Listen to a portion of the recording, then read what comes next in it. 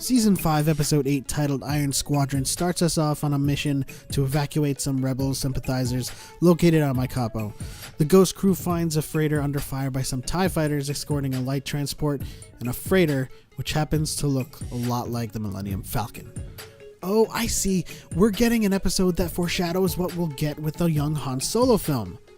In any case, the Ghost hails the freighter and are met with an unnecessary attitude by a group that calls themselves the Iron Squadron. In an impressive show of confidence and bravado, they bomb the Imperial transport using cargo containers. They let on that they've been fighting the Empire for a long time and that they never back down from a fight. Hera reports the situation to Commander Sato. We find out that the Iron Squadron was a detachment belonging to his brother who died, and comes to the conclusion that it must be his thought-dead son, Mart Matin.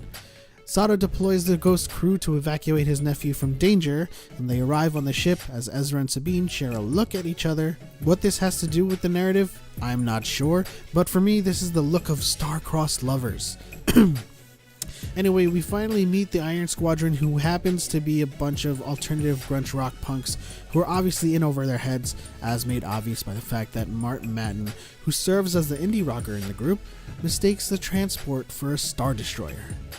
As they chow down on some Lego waffles, they make it apparent that they will never retreat and give up their home to the Empire. Thrawn is debriefed of the situation with the transport and recognizes the Ghost crew, and he deploys tactically and of sound mind a light cruiser to lock down the Mai-Capo system. While Hera has to report back that his nephew refused to evacuate, Ezra and Sabine again are together in an idea that they could save them by fixing their hyperdrive.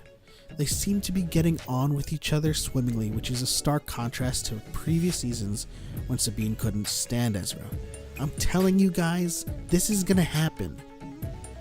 Ezra delivers a snappy and persuasive one-liner as fixing the hyperdrive becomes apparently useless, as Mart has diverted all power to guns and shields. Mart's inexperience shows through yet again as he mistakes the light cruiser for yet another Star Destroyer. He finally chooses to escape, but it ends up being a ruse to trick Ezra and Sabine into leaving him behind, so Mart can make a play at being a martyr. You can't see me, but I'm looking to the left and to the right. Mart fails at his attempt to take out the cruiser as his ship is disabled.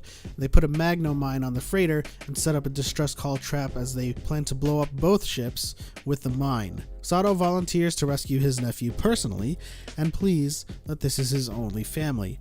Hera, after painstakingly persuading Sato for a good 2 seconds, gets him to agree to let her do it. The Ghost shows up to help Mart as they send Chopper and R3 to disarm the mine and reattach it to their cargo. The Ghost is saved by Commander Sato as he shows up to give them reinforcement. They release the cargo, and the mine is detonated on the cruiser, crippling it. The Star Destroyer shows up, and Thrawn hails Commander Sato, alluding to a future encounter or reckoning between the two, which suggests they know each other in some way. Finally, nephew and uncle are reunited, and the Rebel Alliance gain a strong ally in the 3-man alt-rock group, Iron Squadron. This episode was a bit iffy for me. It develops Sato's character by introducing family and foreshadowing a conflict with Thrawn, but at the same time, I felt like the characters, including Mart, were glossed over. They copied and pasted Ezra from Season 1 and selected a new hairstyle. I was expecting at some point for Kanan and Hera to deliver some sort of hard-hitting, reality-inducing rude awakening to Mart about the Empire, but alas they didn't. Let me know what you all thought about the episode in the comments below. Do you think they played it safe with this one? Are Ezra and Sabine getting small fleeting moments of togetherness to signal a possible OTP? Thanks for watching, guys. If you enjoyed this video, give it a thumbs up, and remember to subscribe for more Star Wars theories, Kenobi theories, and Rebels recaps. And as always, may the Force be with you.